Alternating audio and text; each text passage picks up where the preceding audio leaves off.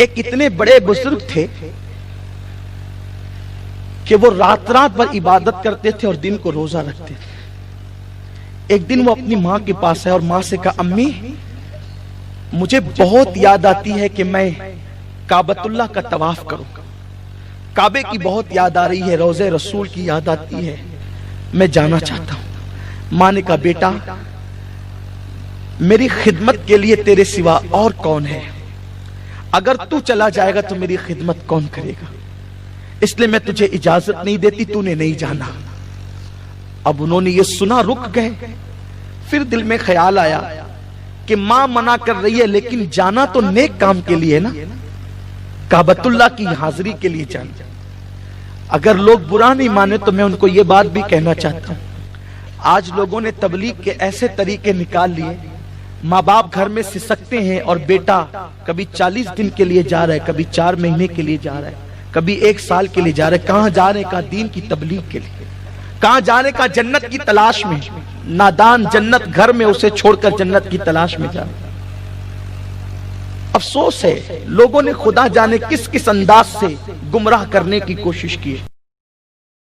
تو عرض یہ کر رہا تھا کہ اس شخص نے سوچا کہ آخر نیک کام کے لیے تو جانا ہے اور وہ بھی کعبۃ اللہ کی زیارت کے لیے.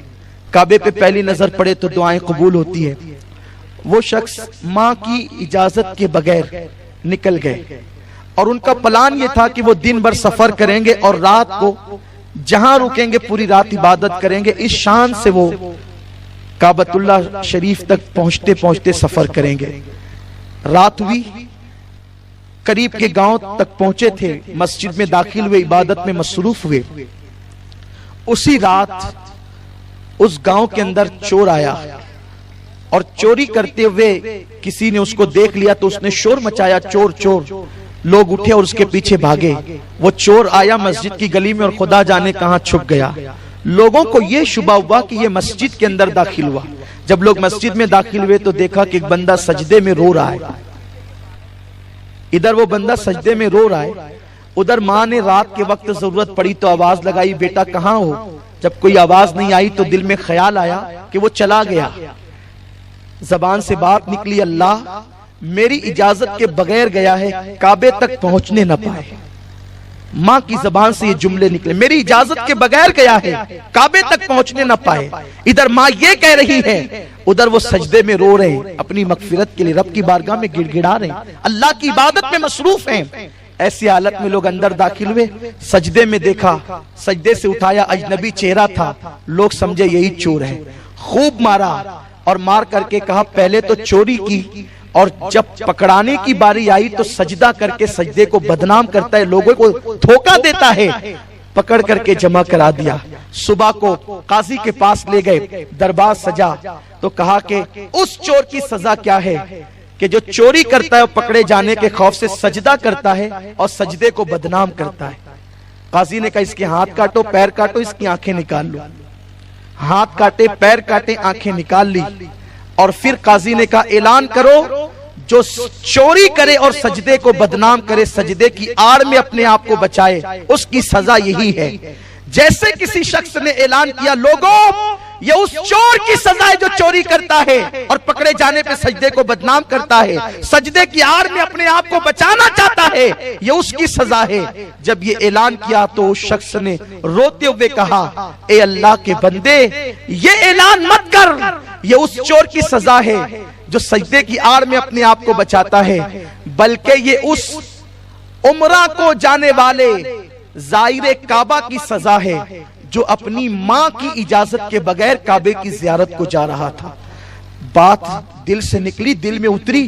لوگوں نے دیکھا تو پہچانا, ارے یہ تو قریب کے گاؤں کے فلاں بزرگ ہے اور لوگ ان کو بہت عقیدت کی نگاہ سے دیکھتے ہیں.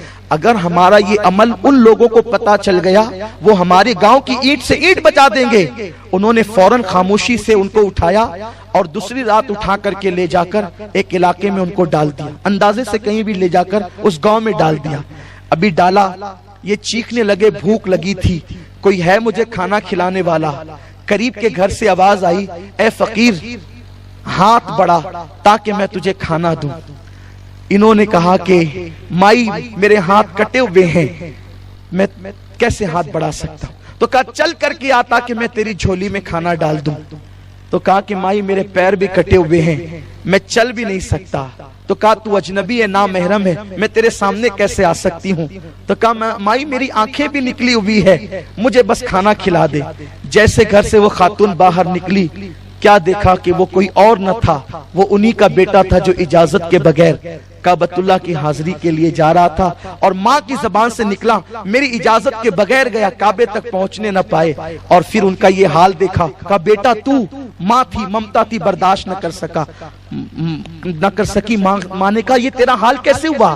تو انہوں نے کہا ماں تمہاری اجازت کے بغیر کعبے کی زیارت کے لیے جا رہا تھا, اس لیے میرا یہ حشر ہوا. ماں تھی, تڑپتا دیکھ کر برداشت نہ کر سکی, ہاتھ اٹھا کر دعا کیا, اے اللہ اب اس تکلیف میں نہ اسے رکھ نہ مجھے رکھ, اسے بھی اٹھا لے مجھے بھی اٹھا لے, تاکہ یہ دکھ اس کا بھی ختم ہو جائے اور میرا بھی ختم ہو جائے. بس دعا ابھی مکمل نہ ہوئی تھی, یہ بھی زمین پہ گری اور ان کی بھی روح پرواز کر گئی. میرے پیارے آقا صلی اللہ علیہ وسلم کے پیارے دیوانوں, ماں منع کرے کعبے کو جانے والے کا یہ انجام ہوتا ہے.